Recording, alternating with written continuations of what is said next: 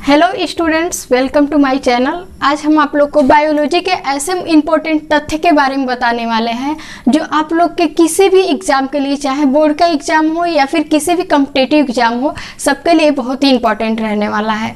तो देखिए, हम स्टार्ट करने वाले हैं आज बायोलॉजी के कुछ महत्वपूर्ण क्वेश्चन के बारे में जो बहुत इम्पोर्टेंट रहने वाला है।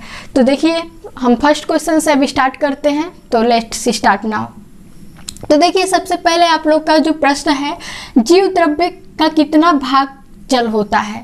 मतलब जो हम आप लोग को कोशिका के बारे में बताए थे कि जो प्रोटोप्लाज्म होता है, जिसे हम साइटोप्लाज्म कहते हैं, उसे जीव द्रव्य के भी नाम से जाना जाता है। तो ये आप लोग को हम कोशिका में पढ़ा चुके हैं, बता चुके हैं कि ये जीव द्रव्य होता क्या है। ये एक चिपचिपा और लसलसा पदार्थ होता है। तो देखिए, जीव द्रव्य जो होता है, इसमें हम लोग को ये जानना है कि आप लोग का फर्स्ट क्वेश्चन बोल रहा है कि जीव द्रव्य जो होता है उसमें कितना परसेंट भाग क्या होता है, जल होता है। तो जो प्रोटोप्लाज्म जीव द्रव्य होता है उसमें 70% जो भाग होता है वो क्या होता है, जल से बना होता है।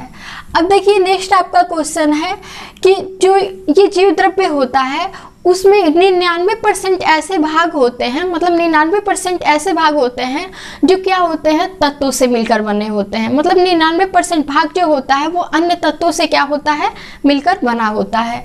तो देखेंगे कौन कौन से तत्व हैं। तो आप लोग का जीव द्रव्य में जो ऑक्सीजन होता है वो कितना परसेंट होता है, तो 60%। मतलब 60% जो जीव द्रव्य में तत्व होता है वो क्या होता है, ऑक्सीजन होता है। नेक्स्ट आपका है 20% क्या होता है, कार्बन होता है। जीव द्रव्य में 60% क्या होता है, ऑक्सीजन होता है, और 20% क्या होता है, कार्बन होता है।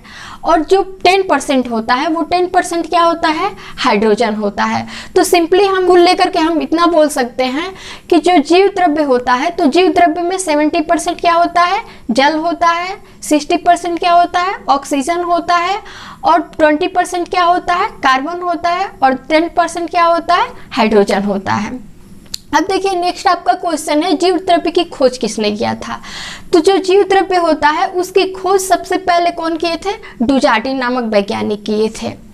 नेक्स्ट आपका क्वेश्चन है कि जीव द्रव्य का नामकरण किसने किया था, मतलब नॉमिनेट किसने किया था। तो जो जीव द्रव्य है, जीव द्रव्य का नामकरण पुरकिंजे नामक साइंटिस्ट किए थे। नेक्स्ट आपका है, जो जीव द्रव्य होता है उसे जीवन का भौतिक आधार माना जाता है।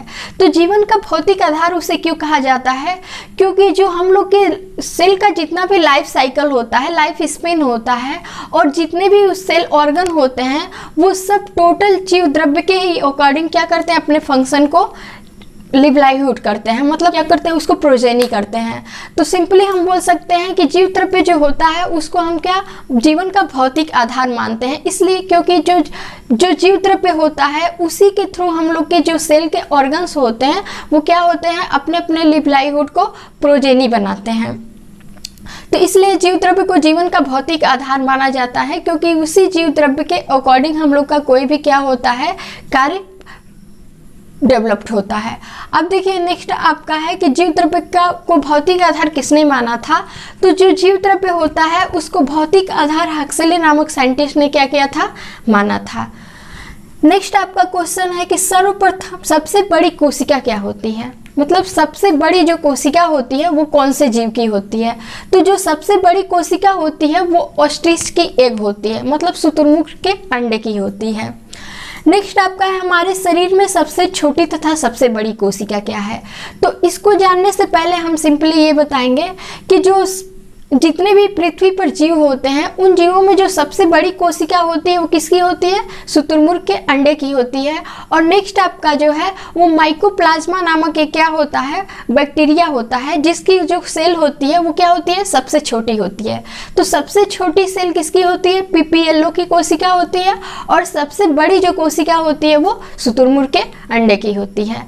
अब देखिए, नेक्स्ट आपका क्वेश्चन है कि हमारे शरीर में सबसे बड़ी कोशिका कौन सी है और सबसे छोटी कोशिका कौन सी है। तो देखिए आपका क्वेश्चन है हमारे शरीर में सबसे बड़ी तथा सबसे छोटी कोशिका कौन सी है। तो हम लोग के शरीर में जो ह्यूमन बीइंग होता है, तो ह्यूमन के शरीर में जो सबसे बड़ी सेल होती है, सबसे बड़ी कोशिका होती है, वो क्या होती है, ओवा होती है। मतलब फीमेल में जो पाई जाती है अंडार, वो क्या होती है, सबसे बड़ी कोशिका होती है। और जो हम लोग के शरीर में सबसे छोटी कोशिका होती है, तो मेल के शरीर में क्या होता है, स्पर्म होता है, जिसे हम शुक्राणु कहते हैं, वो क्या होती है, सबसे छोटी कोशिका होती है। नेक्स्ट आपका क्वेश्चन है सेल वॉल किसका बना होता है। मतलब स्टार्टिंग में आप लोग को सेल में बताए थे कि प्लांट सेल में क्या होता है, सेल वॉल होता है, जिसे हम कोशिका भित्ति कहते हैं। तो वो कोशिका भित्ति जो होती है वो किसकी बनी होती है, तो वो कोशिका भित्ति जो होती है वो सेलुलोज की बनी होती है। ठीक है। नेक्स्ट आपका क्वेश्चन है केंद्रक में क्रोमोसोम किसका बना होता है। तो देखिए इसके पहले हम बताना चाहेंगे कि फंक्शन ऑफ एंडोप्लाज्मिक रेटिकुलम, मतलब जो अंतःप्रद्रव्य जालिका होती है वो क्या काम करती है। तो जो अंतःप्रद्रव्य जालिका होती है, जिसे हम क्या कहते हैं, एंडोप्लाज्मिक रेटिकुलम कहते हैं। तो एंडोप्लाज्मिक रेटिकुलम का वर्क क्या होता है, मेन फंक्शन क्या होता है। तो एंडोप्लाज्मिक रेटिकुलम का मेन फंक्शन होता है, वो क्या करती है, सेल में सेल मेम्ब्रेन का फॉर्मेशन करती है और न्यूक्लियर मेम्ब्रेन का फॉर्मेशन करती है। स्टार्टिंग वाले में हम सेल में आप लोगों को बताए थे कि जो सेल में सेल मेम्ब्रेन होता है और न्यूक्लियर मेम्ब्रेन होता है, मतलब जिसे हम कोशिका झिल्ली और केंद्रक झिल्ली कहते हैं, उसका निर्माण कौन करता है, तो एंडोप्लाज्मिक रेटिकुलम मतलब अंतःप्रद्रव्य जालिका करती है। अब देखिए नेक्स्ट आपका क्वेश्चन है केंद्रक में क्रोमोसोम किसका बना होता है। मतलब जो न्यूक्लियर होता है उसके अंदर जो गुणसूत्र होता है, क्रोमोसोम जिसे हम कहते हैं, वो किसका बना होता है। तो केंद्रक के अंदर जो गुणसूत्र होता है वो हिस्टोन प्रोटीन और प्लस डीएनए से बना होता है। मतलब हिस्टोन नामक एक प्रोटीन होता है और डीएनए होता है, जो डीएनए का हम फुल फॉर्म आप लोग को बता चुके हैं, डीऑक्सीराइबोज न्यूक्लिक एसिड होता है। तो जो हम लोग के शरीर में क्या होता है, केंद्रक में क्रोमोसोम होता है, तो गुणसूत्र होता है, गुणसूत्र हिस्टोन प्रोटीन और डीएनए का बना होता है। अब देखिए नेक्स्ट आपका क्वेश्चन है सेल डिवीजन के समय क्रोमेटिन सिकुड़कर मोटे धागे नुमा क्या बनाता है। मतलब जब कोशिका विभाजन होती है तो जो वो क्रोमेटिन होता है, जिसे हम तंतु या जालक कहते हैं, वो आपस में लिपट करके मोटे धागे नुमा एक संरचना बनाता है, जिसे हम क्या कहते हैं, गुणसूत्र कहते हैं। गुणसूत्र बोले तो क्रोमोसोम। नेक्स्ट आपका क्वेश्चन है कोशिका की सबसे छोटी अंग क्या है। मतलब जो हम बताए थे आप लोगों को कि सेल होता है, सेल के अंदर भी बहुत छोटे छोटे क्या होते हैं, सेल ऑर्गन होते हैं। तो जो सेल होता है, सेल की सबसे छोटी जो अंग होती है, मतलब सबसे छोटी सेल ऑर्गन होती है, वो कौन सी होती है। तो कोशिका की सबसे छोटी अंग क्या होता है, राइबोसोम होता है, जो प्रोटीन का क्या करता है, निर्माण करता है। तो बस आज के लिए बस इतना ही, फिर मिलेंगे नेक्स्ट वीडियो में। तब तक के लिए धन्यवाद। Thanks for watching.